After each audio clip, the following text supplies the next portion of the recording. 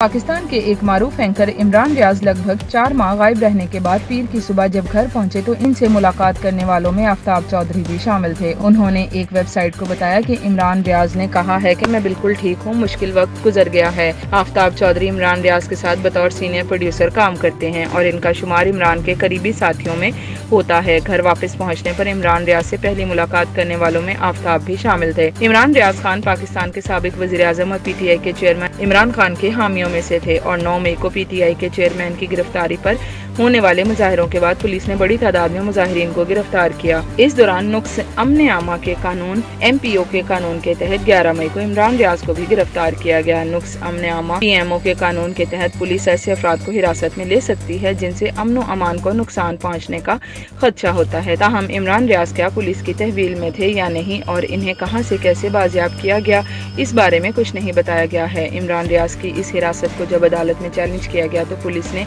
अदालत में बताया था कि एक हलफनामे पर दस्तखत के बाद इमरान रियाज को रिहा कर दिया गया था, लेकिन इसके बाद से इमरान घर नहीं पहुंचे और ये भी मालूम नहीं कि वो इस दौरान कहां रहे। इमरान रियाज के भाई उस्मान रियाज से राब्ता किया गया तो उन्होंने सिर्फ ये बताया कि डॉक्टरों की एक टीम इमरान रियाज के तिब्बी मुआयने के लिए घर में मौजूद है, लेकिन इस बारे में मजीद तफसीलात बताने से इज्तनाब किया। इमरान रियाज खान के साथ काम करने वाले सीनियर प्रोड्यूसर आफ्ताब चौधरी के मुताबिक इमरान को सियालकोट की पुलिस सुबह 5 बजे इनके घर लेकर पहुंची और इन्हें घर वालों के हवाले करते हुए इनसे तस्दीकी दस्तावेज ली कि इमरान खान को इनके घर में खानदान वालों के हवाले कर दिया गया है। आफ्ताब ने बताया कि वो ज़हनी और जिस्मानी तौर पर बिल्कुल ठीक थे, खुद चल कर आए और मुझसे पूछा चौधरी साहब ठीक हैं। इसके बाद इमरान ने कहा मैं बिल्कुल ठीक हूँ, मुश्किल वक्त गुजर गया है, अल्लाह सेहत और तंदुरुस्ती दे, हम दोबारा अपने काम पर तवज्जो देंगे और सहाफत दोबारा शुरू करेंगे।